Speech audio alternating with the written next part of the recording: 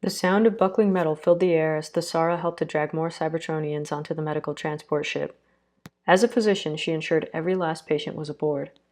Each day seemed harder to bear as the casualties mounted. Now evacuation sirens sounded, and the battle approached the treatment facility. After the last patient was aboard, she drug her feet and claimed to be looking for another. Not only was she reluctant to leave the only planet she'd ever called home, but there was someone she had searched for in the fog of collapsing megastructures. They had said they would meet at the hospital before leaving. He gave his word. The transport crew called her again, shouting that they needed to hurry. The battle was approaching quickly. The Sara then felt a familiar hum in her spark. She turned one last time to see a familiar silhouette forming in the fog. He had arrived, and was safe. As metallic tectonics sheared through the city, they stood silent. No words passed. They hadn't needed them. Through the hum of their sparks came a synchrony that allowed them to communicate soundlessly. For the first time, they were truly split. She with the medical transport ship, and he with the communications ship. She took one last look at the crumbling planet as the medical transport ship lifted off, heading into the unknown vastness of space.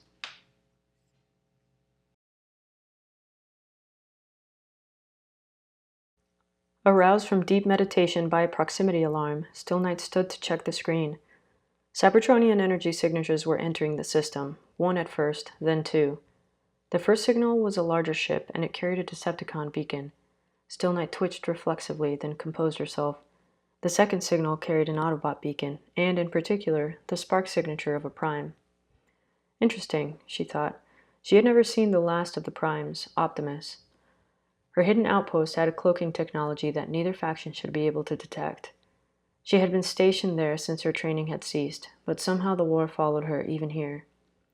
Stillknight watched the screen and saw that the Decepticons and the Prime landed in different areas, both away from human populations. She would continue to monitor whether they would interfere with the native life there. This was her duty as a knight, to protect emerging life. The universe is full of technological civilizations whose power far exceeds that of younger, more primitive life forms. Time and again, advanced species, Cybertronian or otherwise, either exploited emerging life, colonized it, exterminated it, or let astronomical phenomenon wipe it out. The Knights of the Temple were formed by ancient Cybertronian thinkers and warriors who rebelled against the hubris of those civilizations, including early Cybertronian expansionism, colonial aggression, and the temptation to play God. Zephyrin used to say, "The greatest cruelty of advanced life is not hatred, it is indifference to what is still growing." It was the Autobot that first approached humanity, and so Stillknight left her cloaked base and took flight in that direction. As she approached, she saw that there was another signal approaching the system, headed toward Optimus Prime. As a cloaked and silent Cybertronian aircraft, Stillknight quickly located both Autobots. She found a high point in the desert plateau that allowed her to observe them. Much of what knights did was observation.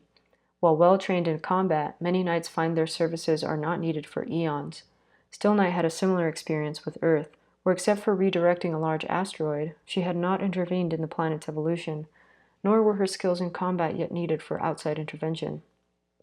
She had a feeling, however, that was about to change. Optimus Prime helped another Autobot from an escape pod, and they approached a roadway where human vehicles traveled. As Stillknight watched, they each chose a vehicle to scan, then returned to the small but somewhat larger pod. After some time, they managed to send a message out to other Autobots inviting them to Earth. If Stillknight could sigh, she might have done so now. The Autobots seemed careful not to intervene with the humans or to give themselves away to them. There was one rotary aircraft that approached the escape pods after some time. The vehicle landed and appeared to speak with the Autobots, which was very interesting. Stillknight took flight to approach. There were no hostilities on either side. It seemed that the Prime had convinced the human that they were not a threat. Stillknight wondered how easily convinced humans were, because several alien aircraft had just landed carrying what appeared to be metal titans, and the humans were already a bit more at ease after speaking to the Prime. Stillknight hadn't really encountered Autobots much before. It was the Decepticons she always found herself cleaning up after. The Prime and the humans continued speaking for several hours, but there were no hostilities. Then the aircraft took flight and prompted the two Autobots to follow in vehicle mode. They transformed into a semi-truck and a rescue vehicle and followed the rotary aircraft to an old missile silo. Some additional rotary wing aircraft that were larger transported the pods there later in the day. Apparently the humans and Autobots had come to some agreement. Stillknight always wondered why Autobots were at such a disadvantage. Conceptually, their ideas seemed sound, and they had a prime on their side.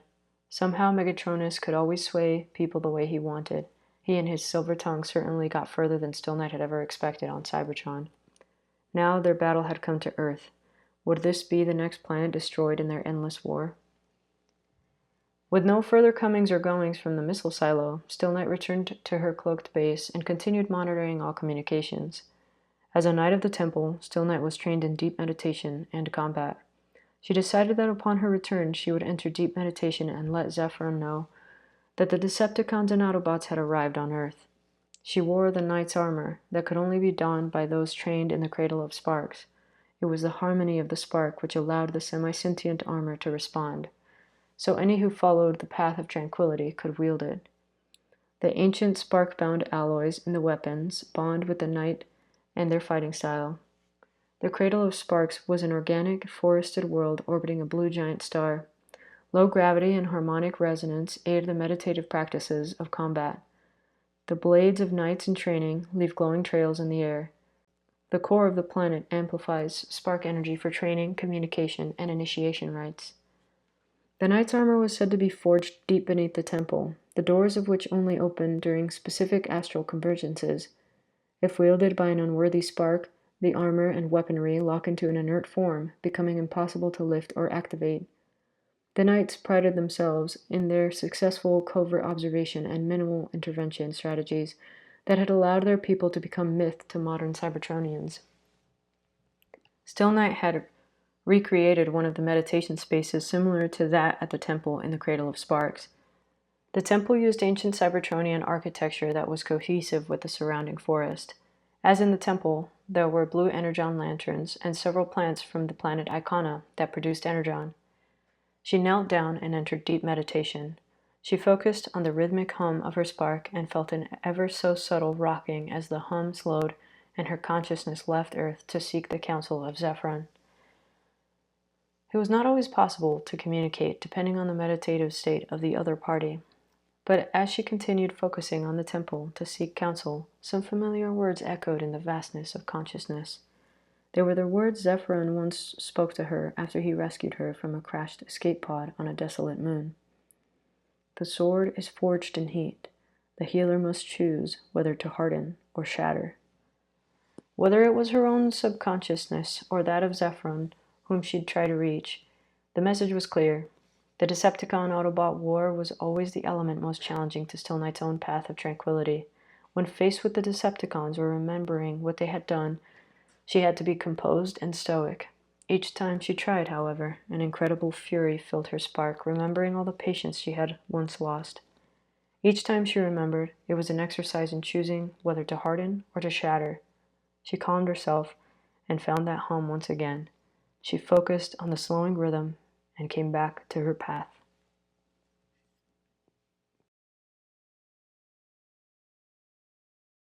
It's been several weeks now since the Autobots and Decepticons had arrived on Earth. The Decepticons had focused primarily on mining energon from the planet, while the Autobots had found themselves 3 human companions. Stillknight had observed as RC had Jack while 2 Decepticons followed. There was another boy who witnessed the fight between 2 Autobots and 2 Decepticons. Then the next day, another child also witnessed RC speaking to Jack near the children's school. As a result, the children spent much of their time in the Autobot base, which was the missile silo they had been granted by the government. Despite their interaction with the human race, the Autobots did not seem to threaten them in any way. In fact, they seemed to care for the children and protect them. On occasion, they would take the children on minor missions, especially the girl, Miko.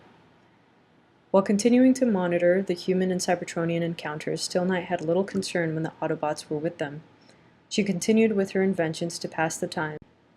Before and during the war, Stillknight had been a physician.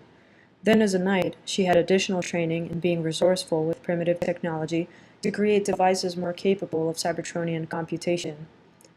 As each knight operated on their own on distant worlds, it was necessary for them to have training in many areas. Stillknight's favorite to learn was exobiology. As a physician and scientist, she was naturally curious and enjoyed learning human medicine, both ancient and modern. What she found most interesting were the many points in history where physicians or scientists considered what was done before to be inferior, whereas what was done at that time was clearly better, only to find later on that they had been mistaken. In fact, it was often the ancient ways that were tried and true, connecting with the earth, living with the ecosystem and all of its soil, plants, animals, and insects. Stillknight found many ancient Earth cultures to be somewhat similar to the Knights in their desire to protect each element of the ecosystem to preserve the planet's overall health.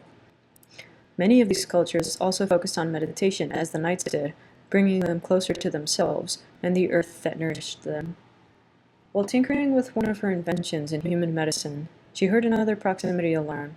The screen read Jack and Miko, two of the human companions of the Autobots, with Agent Fowler, the human official who corresponded with Optimus Prime. They were being quickly approached by 4 Decepticon flyers. Stillknight did not read any Autobots in proximity. She took flight immediately.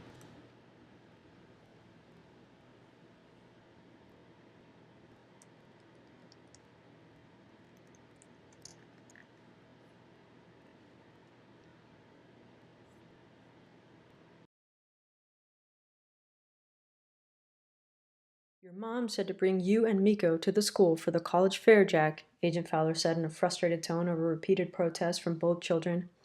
Agent Fowler, I'm not even sure I want to go to college. I mean, how can I be in college from an Autobot base? Jack said. And Jack's mom isn't my mom, Fowler, Miko retorted. Fowler then noticed something in the distance as they drove toward Jasper, Nevada. Was it birds? It looked rather large. And purple. What in the Sam Hill? Fowler muttered, slowing the SUV. Are those Decepticons? Asked Jack, eyes wide. Miko gasped and said, He's working for the enemy. Jack, call Prime, Fowler said as he pressed the accelerator and began to take evasive action on the remote desert road. Jack dialed RC. The Decepticons began shooting near the vehicle, but Fowler continued to evade them. Then they began to land in front of it. Jack, what is it? RC's voice sounded through the phone speaker. One massive Decepticon picked up the vehicle, looking in at all 3 of them. RC, it's Cons! We need backup! Jack shouted into the phone he had accidentally dropped on the floor. The Decepticon turned the vehicle on its side, then removed the rear door from it, exposing Miko. Agent Fowler began threatening and throwing whatever he could reach at the Decepticon. One grabbed Miko, and another Decepticon grabbed Agent Fowler. Jack's heart dropped as he was still in the vehicle held up by the first Decepticon. Miko, though tiny, was putting up quite the fight, but as Stillknight approached in silence, both Miko and Agent Fowler were struck by some sort of electrocution device that rendered them both unconscious. The final Decepticon went to grab Jack, just as Stillknight had landed, transforming from her stealth vehicle mode to her bot mode. Jack's breath caught in his chest as Stillknight moved like a shadow. One blade flew from her wrist, a glowing disc that embedded itself in the arm of the Decepticon reaching for Jack. Then she called back the blade and it re-entered her hand. Carefully but quickly, she collected the unconscious Miko and Fowler from the Decepticons she fought. Then, as she turned for Jack, the last Decepticon standing had him out of the van and struck him with the same current, rendering him unconscious. Stillknight's second blade struck the Decepticon in the chest, and she caught Jack's limp body. Stillknight replaced both blades on her back and cradled the humans in her right hand as a ground bridge portal opened.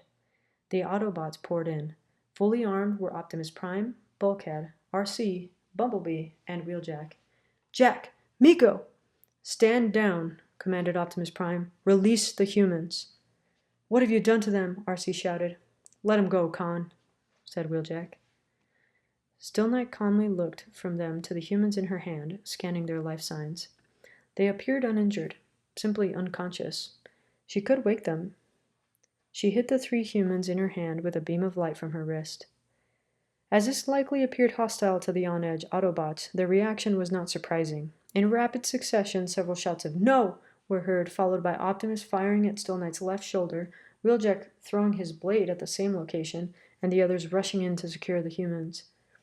Stillknight surrendered them without protest, and they began to wake. Both Optimus and Wheeljack were at her sides now, holding onto her upper arms, as Jack rubbed his eyes and said groggily, RC? Jack, are you hurt? She responded. I'm okay. Miko? Jack said. Present, said a sleepy voice. I'm going to pound you into pulp, Con, Bulkhead said. No, wait, Jack shouted. She saved us. All Autobots, Fowler, and Miko turned to look at him. Son, I think you bumped your head. I'm willing to bet my star-spangled shorts that, pointing at Stillknight, is a Decepticon, Fowler said. Yeah, Jack, just look at her. Definitely bad news. No, she saved us. Look at the Decepticons on the ground. Do you think we did that while we were unconscious? As the Autobots stood and processed the scene a bit better, the grip of Wheeljack and Optimus Prime loosened on Stillknight. Each wound on the Decepticons matched Stillknight's blades, glowing on her back. Stillknight casually removed the blade from her left shoulder and handed it back to Wheeljack. Thanks, he said. Optimus, who had processed the scene, then looked at Stillknight more closely and found an absence of both Decepticon and Autobot insignias. It appears we misjudged the situation. The injuries sustained by these Decepticons are consistent with your weapons. Your assistance is appreciated. Medical support will arrive shortly. I am Optimus Prime. Would you be willing to share your name? Optimus Prime said. Stillknight looked at him, and figured she could mend her own wounds. The Autobots in particular were low on energon from what she had observed. She turned to walk away. Wait! Jack shouted. Stillknight stopped and turned to look at him. Thank you, he said sincerely. Stillknight faced him, bowed slightly, and crossed her right arm over her chest with her hand in a fist, then transformed and took flight, leaving the Autobots bewildered. They all watched her leave for a few moments before Optimus asked whether anyone was injured. Just my pride, Prime. And my ride, said Fowler, looking down at his SUV. Ratchet, please open a ground bridge, Optimus said. The ground bridge platform flared to life, and the Autobots emerged with a limping Fowler, a quiet Miko, and Jack steadying himself against RC. Ratchet rushed forward, scanner in hand. What happened? Con attack, Wheeljack grunted, but they weren't alone. Jack has a concussion and went Looney Tunes, Miko said as she pointed a finger at her ear in a circular motion. Ratchet looked apprehensive as he looked from her to Jack and asked, Looney Tunes? I'm fine, Ratchet. The cons knocked out Miko and Fowler, then we were rescued by some bot that looks like a Decepticon. Then I was knocked out before she was able to rescue me, Jack said. Jack thought for a moment about what had happened. She's a really impressive fighter, too. She took out an entire Decepticon unit single-handedly, and she came out of nowhere. She was just suddenly there, Jack said thoughtfully. Ratchet scanned Miko and Jack. They're stable. Mild bioelectrical disruption, but no lasting damage. She didn't even utter a sound, Jack said, still summarizing what had happened. Ratchet's eyebrows furrowed, and he tilted his head, thinking. A rogue Decepticon? Ratchet asked Optimus. Optimus shook his head slightly. Not likely. The Cybertronian bore no insignia resembling Autobot or Decepticon. Possibly an independent Cybertronian, Optimus responded. She did have an insignia, Chief, Wheeljack said. I'm not familiar with it, though. There are independent Cybertronians? Raphael asked. Optimus turned to Raphael. Before the Autobot and Decepticon war, there were many Cybertronians living off-planet. Some were travelers, explorers, scientists, and some sought out exploitation of primitive life, Optimus said. Most of them presumably had to choose a side at some point, Ratchet said suspiciously. And perhaps this one did today, Optimus responded. I don't know. If you saw her, Ratchet, you'd say she's a Decepticon, Miko said. Would a Decepticon have kindly returned this to me? Wheeljack said, the blade still dripping energon, much less after calmly removing it from their shoulder. You wounded her, Ratchet asked. A misunderstanding, Optimus replied. It looked like she was harming the kids in Fowler, RC said. Ratchet took a scan of the residual energon from the blade. A familiar data screen populated on the console. It was an old file with a red marker. Thesara, physician. Born of a split spark. Deceased. In the final medical transport to have left during the exodus of Cybertron, Decepticon attack on a nearby vessel led to a collision with the transport. All hands lost.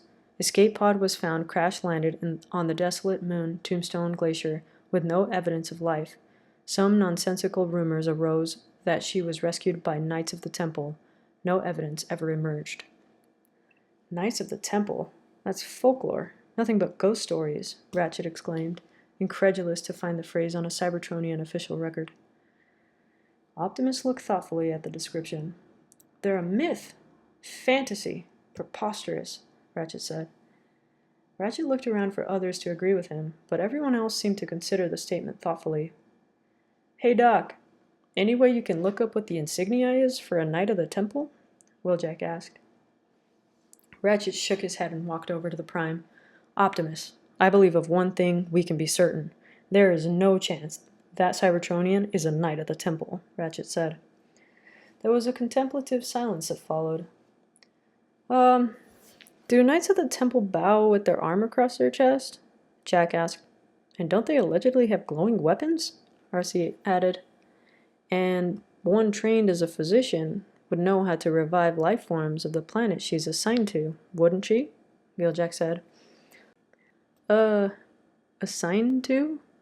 Bulkhead asked. Word is, one knight is assigned to a primitive rock to protect its life from outside influence, even if that outside influence happens to be Cybertronian, Wheeljack added. Ratchet, please search for the insignia of the Knights of the Temple, Optimus said. Ratchet did so, muttering things that sounded like ludicrous and nonsense under his breath. The Knights of the Temple insignia came up on the screen. That's the one, Doc, Wheeljack said, crossing his arms with a smirk. Is there any way to tell if this maybe Knight of the Temple is a real Knight of the Temple? Raphael asked. They're said to have an armor that only responds to them. Other than that, they seem to act pretty much precisely how ours did. Quiet, stoic, don't choose sides, but fiercely protective of the native life they're assigned to, Wheeljack said. Dude, when did you become an expert in Cybertronian myths? Miko asked. Going from rock to rock, you hear a lot of stories. Some call them ghosts, or ghost guardians. They're supposed to not really draw attention to themselves. This one, however, has got her hands full. I bet they didn't teach the Knights of the Temple how to prepare for an all-out Cybertronian war on the planet they protect, Wheeljack said in a tone of mild admiration. The Knights of the Temple are an ancient group said to have helped end a war long ago, a forgotten galactic conflict where Cybertronians tried to reorder creation in their image. The Knights ended that war through surgical, unseen strikes. Optimus spoke this time. But, Optimus, this is myth, legend, not reality, Ratchet said. It was the original 13 Primes that entrusted a small order of autonomous Cybertronians to observe, not rule, and to intervene only when necessary. This order consisted of thinkers and warriors who were said to have created a temple to train. The technology of the ancients is said to have allowed them to create an armor that binds with them somehow. It cannot be wielded by those that are not a knight. They fought for causes, not factions of war, Optimus responded. Ratchet looked at Optimus with doubt and disbelief. Jack stepped forward. Then, if she's a knight, Earth is her cause? Optimus turned slowly, gazing at Jack. Perhaps, he said. Perhaps Earth has had a protector long before we arrived, and we have only now crossed paths. Miko crossed her arms. Then she's got bad taste and timing. No, said Wheeljack. She showed up at the exact right moment. There was silence again, except for the low hum of the base systems. In my lifetime, I have not heard of any such knight, in certainty or in rumor, but everything we have witnessed and learned today would strongly suggest that there is one on Earth protecting humans. If so, while this knight may be unable to formally side with us, we share a common interest in protecting humanity, Optimus said, and a common foe.